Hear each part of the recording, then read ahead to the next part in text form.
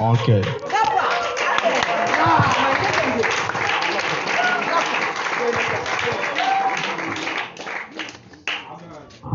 Alors, shalom à tous. Shalom. Dieu vous bénisse. Amen. Alors ce soir, mon thème sera l'impact du réveil de la prophétie majeure du dernier jour dans le corps du Christ. Alors je vais poser les bases rapidement. Vous savez, aujourd'hui dans le corps du Christ, nous voyons beaucoup de désordre. Je vais être clair avec vous. Et il faut un réveil. C'est quoi d'abord un réveil? Un réveil, ce n'est pas l'onction. Un réveil, ce n'est pas d'abord les manifestations, mais le réveil commence par l'âme. Et le réveil que nous allons connaître aujourd'hui n'est pas un réveil qui va seulement nous placer dans des sensations, mais c'est un réveil qui va premièrement fusionner l'âme à l'âme céleste. Parce que lorsque nous venons dans ce corps, nous sommes déconnectés. Ce qui fait que nous soyons reconnectés, c'est ce réveil-là qui vient. Pourquoi? Parce que de la même façon que l'ange Gabriel a ramené Marie, de la même façon aujourd'hui l'épouse du Christ est Marie. Et l'ange va redevenir de nouveau pour apporter ce réveil. Tant que cet ange ne descend pas, ce réveil ne vient pas. Voilà pourquoi mon frère, ma soeur, si tu es venu à cette réunion ce soir, je te dis que tu fais partie des gens qui vont recevoir ce réveil. Parce que nous portons cet ange, nous portons cet ange, ne disons pas par la foi, mais nous disons parce que nous l'avons reçu, non pas par une pensée, mais par le ainsi dit le Seigneur. Car le peuple qui entend par le ainsi dit le Seigneur, c'est ceux qui verront la lumière de l'éternel. Voilà pourquoi lorsque vous voyez ces choses, quand Matthieu 24, la parole de Dieu dit que lorsque vous verrez ces choses, oui, nous devons voir ces choses. Mais est-ce qu'il y a quelqu'un qui nous annonce ces choses? C'est la question que le corps du Christ doit se poser. Est-ce qu'il y a quelqu'un qui nous raconte ces choses? Est-ce qu'il y a quelqu'un qui nous dit que ces choses doivent arriver? Lorsqu'ils répondront à cette question, alors ils verront le Messie. Et sans ça, l'épouse du Christ ne verra pas le Messie. Ne vous bornez pas. Si cet ange n'apparaît pas, cela ne se fera pas. Voilà l'impact que cela apporte. Cela apporte le réveil du corps du Christ. Cela apporte le changement. Cela apporte la manifestation. Mais avant que vous voyez la manifestation, vous devez recevoir la profondeur de ce réveil. Car si vous ne recevez pas la profondeur de ce réveil, alors là, vous ne verrez pas le discernement qu'il y a par rapport à cela. Voilà pourquoi le corps du Christ aujourd'hui ne doit pas juste être dans des émotions. Parce que l'émotion, tout le monde peut produire ça. Même les démons. Mais ce qui fait la différence, c'est la parole de l'éternel. Tant qu'un peuple n'a pas la parole de l'éternel, elle est déviée.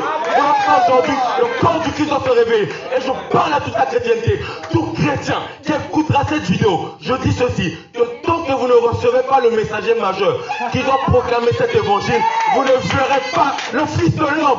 C'est ainsi que le Seigneur. Car c'est lui qui ramène ça. C'est lui qui rapporte ça. Voilà pourquoi aujourd'hui, mon frère, ma soeur, je dois te poser la question. Est-ce que j'ai vu cet ange? Et je te dis oui. Car tu es dans l'assemblée des saints.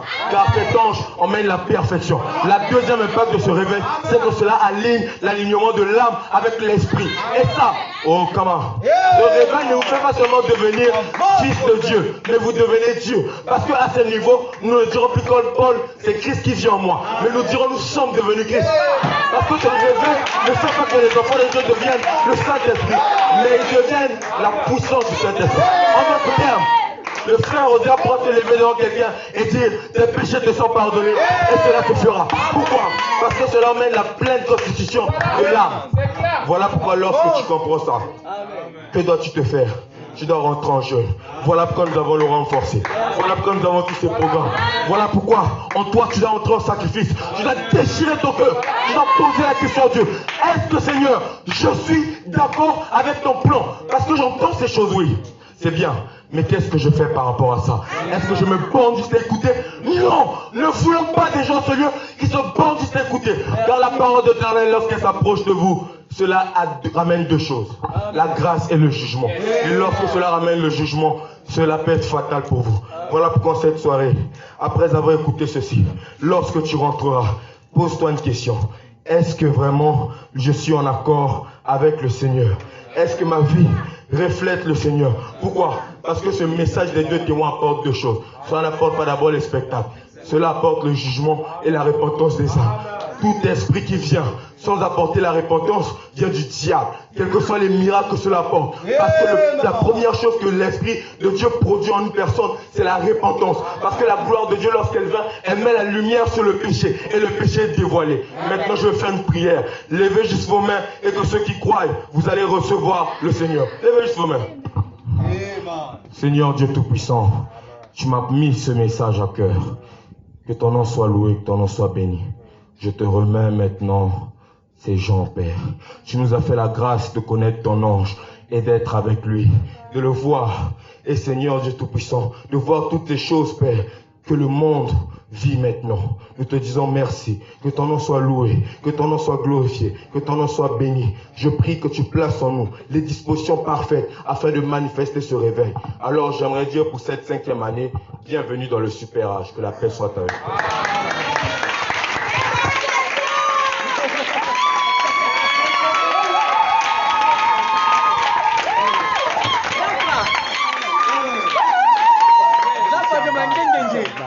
Amen.